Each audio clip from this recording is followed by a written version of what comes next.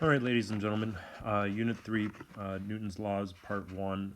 We'll look at this video will deal with more of the introduction of what free body diagrams look like and how we draw them. This will be a good one. The second video will go into more of the practice part. So this is just going to be more of the how do we draw them, how do we label them part. So there's a lot of good information in here. So this is a chart that you will definitely want to have copied down at some of the information in here. The very important information that you will definitely want to have is the one that I just circled in red, and that it gives us the force and the symbol. The definitions that we have will also be very helpful, as well as the direction in which those are going. So this is a area that a lot of times we will usually stop notes in class and allow students to write out the whole chart as much as they can, so that you know it's important, and kind of knowing how to label, what the label or symbol that you're going to use is, what that is defined as, and then what direction it goes into. And these are, for the most part, the 6 main forces that we are going to use when it comes to free body diagrams. This is just the 6. And we use these 6 because they help explain a lot of things. And we're going to utilize this in the future, especially when we start talking about putting some of these vectors together. And when we talk about Newton's second law, it is going to be very important for us to be able to visualize what is making the object move, and therefore meaning the forces will not be balanced. And so what is it that's making that happen? And that helps out with a lot of free body diagrams. So I have in red the ones that a lot of times that I will use here in that. And there, a lot of times you'll see it just as a single letter as well. And so that you kind of see, you're going to see it, and you can even see it more than just this. And so it's going to be very important that we have this available to us, especially for this class, is that so that you can refer it back to it moving forward. So if you needed to pause the video, I would suggest doing so that you can finish copying it down.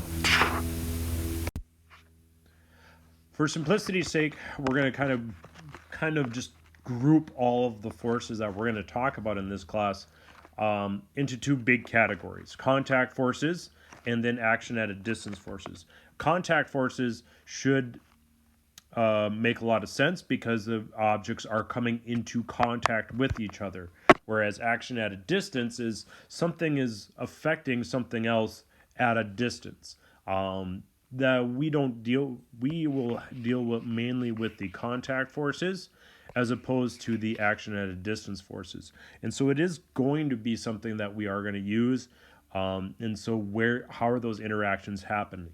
The interactions that happen, and again, the easiest ones to see are the contact forces, because those are the ones that interaction is obvious. The action at a distance is less obvious, and therefore requires a little bit more thinking. There are some that are a little bit more obvious than others, but that's why we'll just simplify everything into 2 big categories. So contact forces will look into a couple different types. The frictional force, that is an object coming into contact with the friction of another object. So one object being pulled, say, on a surface, being rolled on a surface, whatever it may be. has that some friction present. Tension usually is, say, you have the same type of thing where you have maybe something that is on a rope or some other handle, and that is your tension as well. Normal force is kind of your fallback force. Usually, it is the force that something is pushing back on. So there is some force of an object pushing back on another object, so that moves usually opposite that of gravity or the object's weight. Air resistance usually isn't one that we're going to talk about and look at, but it is one that we do understand. A lot of times we will just tie these two in together because of how this class operates, and so that helps as well. Applied force and is usually again lumped together with the normal force, depending on what that applied force is doing. If it's a push, it's a normal force. If it's a pull, it's a tension. And so that can also happen depending on what the applied force is doing, for simplicity's sake. The spring force is just as it sounds, is that there is some object that is being moved by the fact that we have a spring of some sort, and it moves back and forth, just like a pen being clicked. There is a little spring in there, and so there's some more calculations that are involved with spring forces. There's a spring constant, because not all springs are the same, because if you look at the shocks on your car, that is a much larger spring than, say, one that's in your pencil or your pen, depending on what kind of pen you use. So this is what some of the free body diagrams might look like. We usually will always want to make sure that we identify what our system is, because things can become extremely complicated if we don't identify what our system is. And so here in this picture, we are identifying the hand is in the system, and the book is really what we're is really more interested in looking at, because anything that's involved inside this circle here is the system. Notice that we're not talking about the floor, we're not talking about the legs, we're not talking about anything else. That's outside the system. Okay, that's the external world, as it says right here.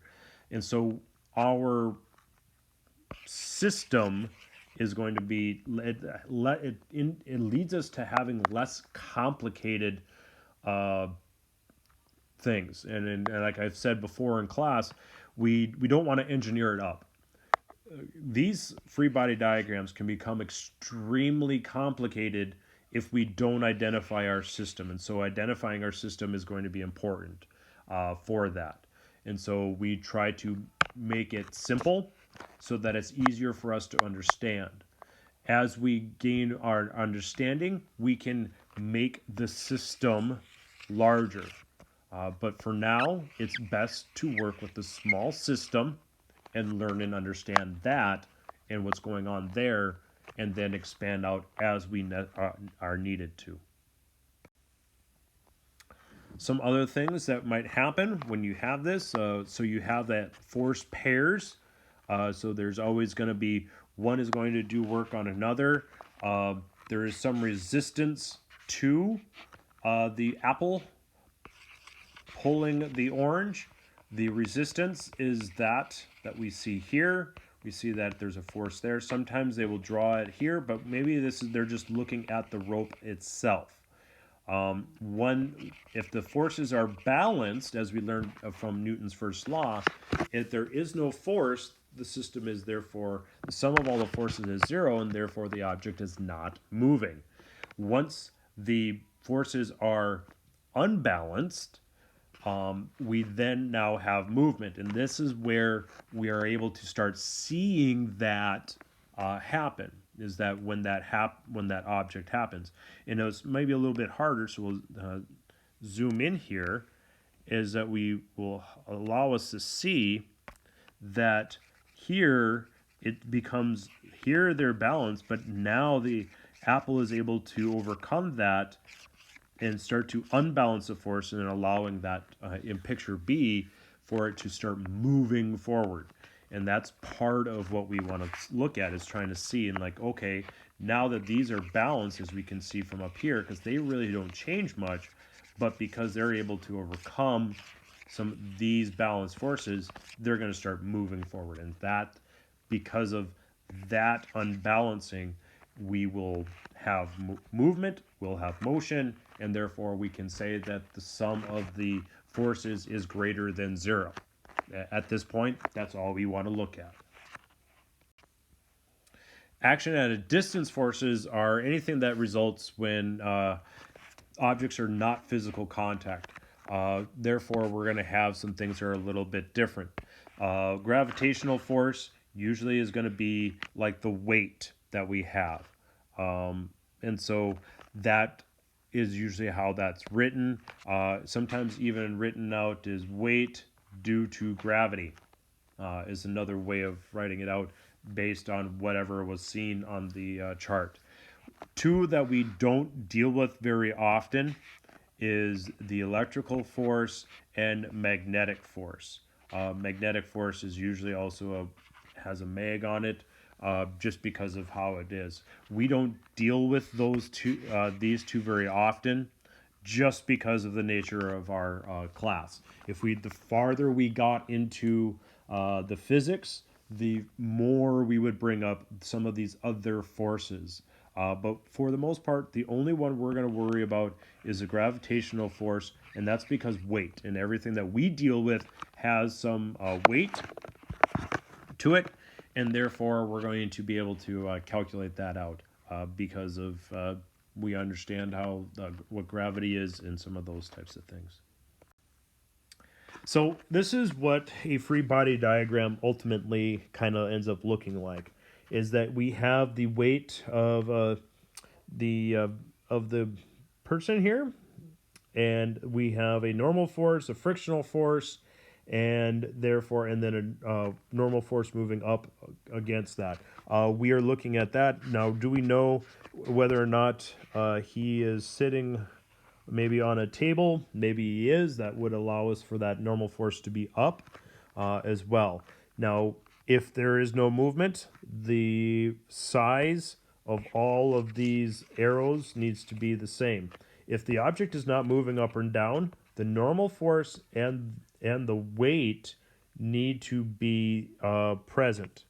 And so that helps us out, understanding that this and this one is there eliminates no movement up and down. If there's no motion left or right, we then would have that arrow and that arrow being equal. If the frictional force, now the frictional force can be greater, because if an object is slowing down or does not have a normal force pushing it or a tension pulling it, the frictional force would be the only thing there, and therefore we understand that is why the object actually slows down. And so we're going to utilize these. We're going to get more experience in drawing some of these here, and it will allow us to add some of our vectors together. We will, again, as always, add our vectors as easily as we can, so ups and downs, sides and sides, and if there's one there, we can then potentially make it a triangle if we need to.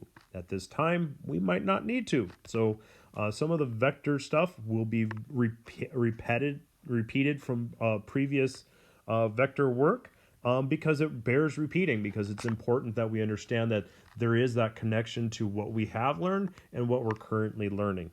So the next, this is the end of part 2. I'm sorry, part 1. Part 2 will go into more examples of this, and hopefully you kind of learned a little bit here, and it's in small enough dose that you will be able to continue on.